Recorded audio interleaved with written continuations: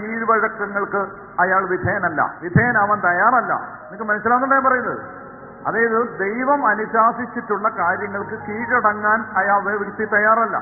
അതാണ് സാത്താന്റെ പ്രവർത്തനത്താൽ നിയമനിഷേധിയുടെ ആഗമനം എല്ലാ ശക്തികളോടും വ്യാജമായ അടയാളങ്ങളോടും അത്ഭുതങ്ങളോടും. മനസ്സിലാവുന്നുണ്ടോ?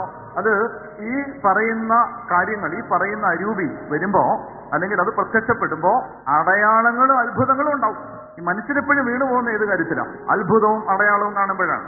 മനസ്സിലായി? അത്ഭുതം കാണും, അടയാളം കാണും, അത് കണ്ടിട്ട് ദൈവം ഇല്ലെങ്കിൽ അങ്ങനെ നടക്കുമോ എന്ന് ചോദിക്കും. ഞാൻ ഒരു കാര്യം പറയട്ടെ, തെറ്റിദ്ധരിക്കരുത്.